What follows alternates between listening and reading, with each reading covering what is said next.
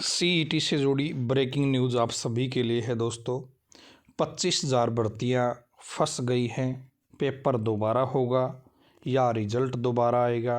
BCA BCB का court case था दोस्तों, कल सुनवाई थी और उस सुनवाई में क्या कुछ रहा है वो आपके साथ शेयर करने वाला हूँ। यदि आप इन 25,000 भर्तियाँ जो भी 17 अक्टूबर को मुख्यमंत्री साहब ने रिजल्ट निकलवाया था तो उनसे जुड़ी अपडेट है जानना चाहते हैं तो आप इस वीडियो को लास्ट तक देखते रहिए। चैनल पर पहली बार आए हैं तो सब्सक्राइब कर लीजिएगा। दोस्तों कल ये कोर्ट केस था। एचएसएससी ने क्या किया था, जब 4 गुना के शॉर्ट लिस्ट किया था बच्चों को एग्ज़ाम के लिए, तो बहुत सारे जो बीसीए बीसीबी के कैंडिडेट थे उनको रिजेक्ट कर दिया था, ये बताकर कि वैलिड सर्टिफिकेट नहीं लगाया इन्होंने, तो वे बच्चे कोर्ट में चले गए। कुछ बच्चों ने क्या कर दिया, अगले ग्रुपों में उनका नाम आएगा नहीं आएगा उससे पहले ही उन्होंने कोर्ट केस कर दिया, कहीं हमारा बीसी का कागज़ भी वो रिजेक्ट ना कर दे। ठीक है, तो इस तरीके से बहुत सारे बच्चे एग्ज़ाम ही नहीं दे पाए, बहुत सारे बच्चे एग्ज़ाम देने के बाद रिजल्ट में नहीं आ पाए।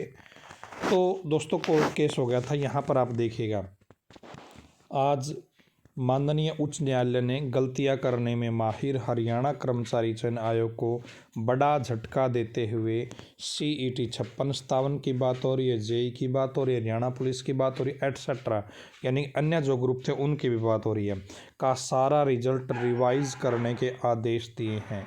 मामला पिछड़े वर्ग के साथ किए गए अन्याय का है, जिसमें पिछड़े वर्ग के सर्टिफिकेट को अमान्य करके हजारों कैंडिडेट को बाहर कर दिया गया था, जबकि वे सब के सब पिछड़े वर्ग से थे और उनकी फैमिली आईडी से डेटा वेरीफाई किया जा सकता था।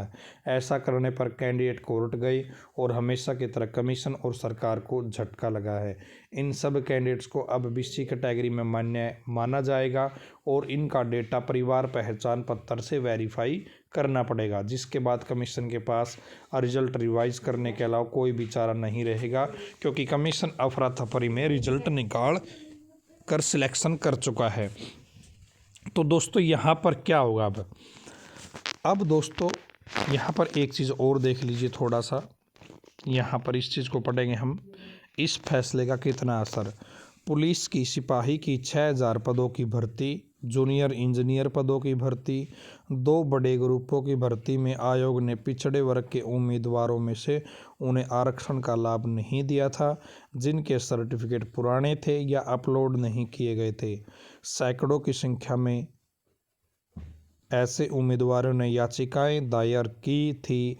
एडवोकेट रविंदर सिंह ढुल और केडीएस हुड्डा ने दैनिक सवेरा को बताया कि जब विस्तृत फैसला आएगा तब पता चलेगा कि इस फैसले का किन किन भर्तियों पर किस तरह का असर पड़ेगा।